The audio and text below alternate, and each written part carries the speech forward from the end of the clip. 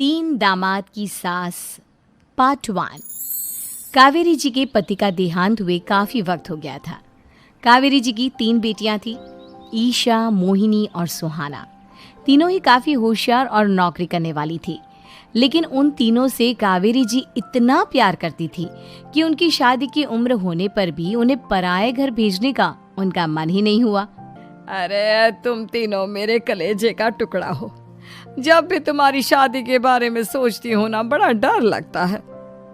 सही कहती हो मम्मी, हम भी आपसे बहुत प्यार करते हैं। हाँ, मम्मी पापा के जाने के बाद अब बिल्कुल अकेली हो गई हैं। और मम्मी, अगर हम तीनों शादी करके चले गए तो आपका ख्याल कौन रखेगा? लेकिन अपनी खुशी की वजह से मैं तुम तीनों को बिना शादी के भी तो नहीं देख सकती ना बेटा। समाज के हिसाब से देखे तो यह भी गलत होगा और मैं ऐसा कुछ नहीं चाहती। लेकिन तुम तीनों से दूर होने के बारे में सोचती हूँ तो अजीब सा लगता है। लेकिन मम्मी, हम आपको इस तरह अकेला छोड़कर नहीं जा सकते। एक काम करते हैं मम्मी, शादी के बाद ना आप मेरे साथ मेरे ससुराल में चलना और मेरे साथ ही रहना। अच्छा, और तेरी सास मुझे रहने देगी तेरे ससुराल में? अरे बेटा, वहाँ ऐसा नहीं होता। बेटी की माँ कभी अपनी बेटी के ससुराल जाकर नहीं रह सकती। एक काम करते हैं माँ, आप ईशा और सुहानी की शादी कर दीजिए और मैं हमेशा आपका बेटा बनकर आपके साथ ही रहूंगी। मुझे नहीं करनी शादी। अरे मेरी बेटियां मुझसे कितना प्यार करती है, मेरी वजह से अपनी पूरी जिंदगी दांव पर लगाने को तैयार है। लेकिन मैंने ना इससे भी एक अच्छा उपाय सोचा है। क्या मम्मी? अगर आपके पास कोई सोल्यूशन है तो फिर क्यों परेशान हो आप? बताइए, क्या करना चाहती हैं आप?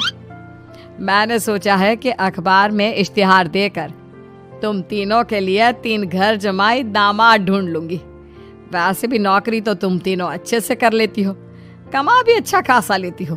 कोई भी लड़का तैयार हो जाएगा तुमसे शादी करने के लिए। अरे मम्मी, ये हुई ना बात। इससे हमें आपसे दूर भी नहीं जाना पड़ेगा और आपको अकेला भी नहीं रहना पड़ेगा। हाँ मम्मी, ये बहुत अच्छा तरीका है। मैं तो कहती हूँ आज ही अखबार में ऐड निकलवा देते हैं। बिल्कुल, आज ऑफिस जाते वक्त मैं ये काम कर दूंगी। और कुछ ही दिनों के बाद कावेरी जी को 3 घर जमाई दामाद विवेक, सुमित और अविनाश मिल जाते हैं और वो उन तीनों लड़कों से अपनी तीनों बेटियों की शादी करवा देती है। शादी के कुछ दिन के बाद, अरे अब शादी हो गई, छुट्टियां खत्म, तुम तीनों जाकर नौकरी करो, कुछ काम करो। अरे मम्मी जी, कमाल करती हैं आप। अब घर जमाए इसलिए थोड़ी ना बनाए कि हम बाहर जाकर नौकरी करें। मम्मी जी, मेरा तो घर जमाई बनने का मकसद ही यही था कि कमाने वाली बीवी मिल जाए। बाहर जाकर काम करने से तो मेरा दिल घबराता है। घर का कोई काम है तो बता दीजिए मुझे। अगर ऐसी बात है तो शाम का खाना बनाओ। मेरी बेटियां नौकरी से थकी हारी आती है, अब नौकरी नहीं कर सकते तो कोई बात नहीं, घर का काम करो तुम लोग। मैं तो घर का काम करने में बहुत खुश हूँ। बस ये बाहर धूप में निकलना, रास्ते में जाना, नौकरी करना, ये सब मुझसे नहीं होता। बिल्कुल ठीक कह रहा है सुमित। अरे गर्मी में, बारिश में, सर्दी में घर से निकल कर जाना और उधर बॉस की चिक चिक सुनना, इससे बढ़िया तो यह है कि मैं घर में झाड़ू पोछा कर लूँ। ठीक है, फिर तुम झाड़ू पोछा करना। अविनाश शाम का खाना बनाएगा और विवेक तुम सुबह का नाश्ता और खाना बनाओगे।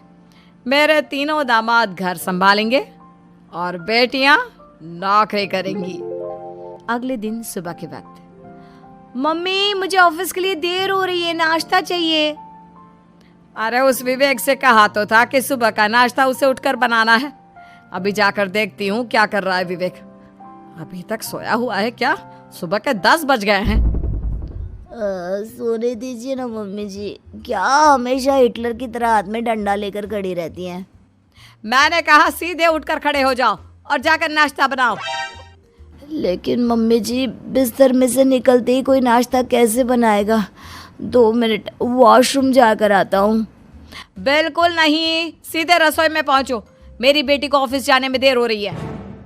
कुछ देर के बाद, हे भगवान, दोपहर के 12 बजे हैं लेकिन घर इतना गंदा पड़ा है।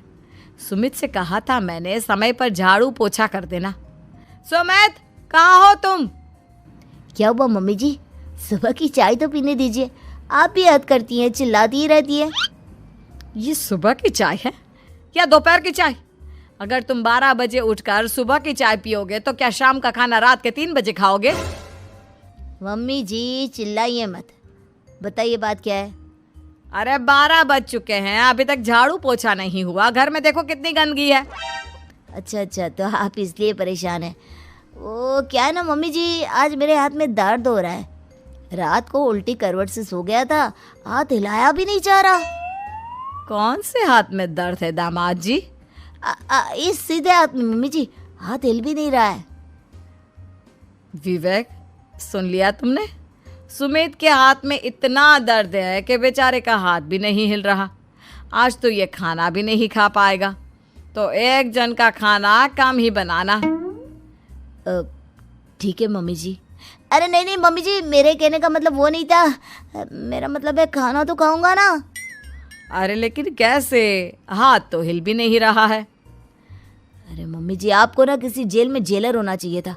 बेकार में हमारी सास बनकर जिंदगी खराब कर रही हैं। अरे लगाता हूँ पोछा। एक बेचारा घर जमाए और कर भी क्या सकता है।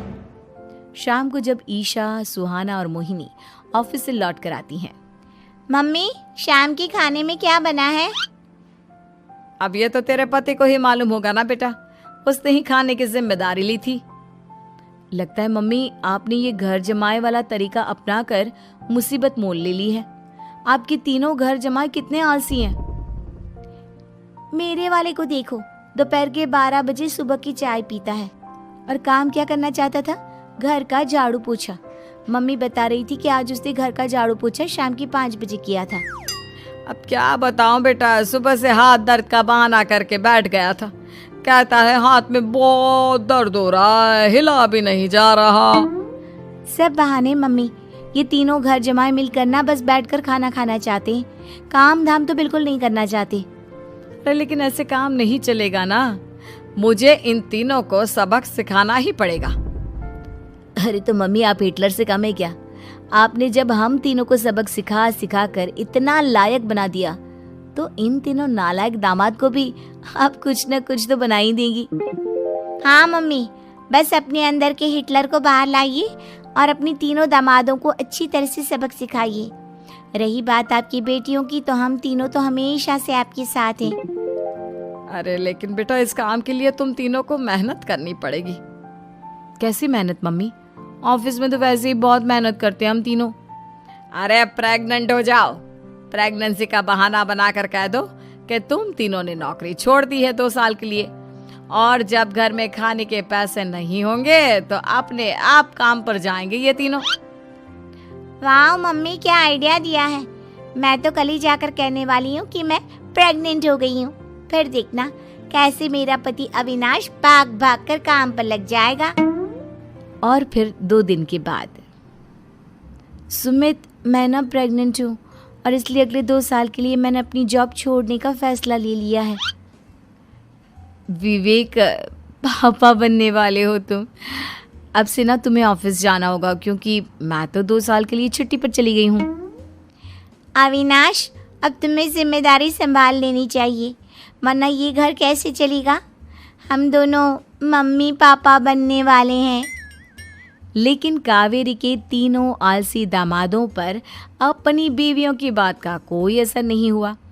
धीरे धीरे कावेरी जी को चिंता होने लगी, क्योंकि उनके प्लान के हिसाब से तीनों बेटियों ने ऑफिस जाना बंद कर दिया था। आखिर क्या तरीका अपनाएंगी कावेरी अपने आलसी दामादों को काम करना सिखाने के लिए? जानने के लिए सुनिए इस कहानी का पार्ट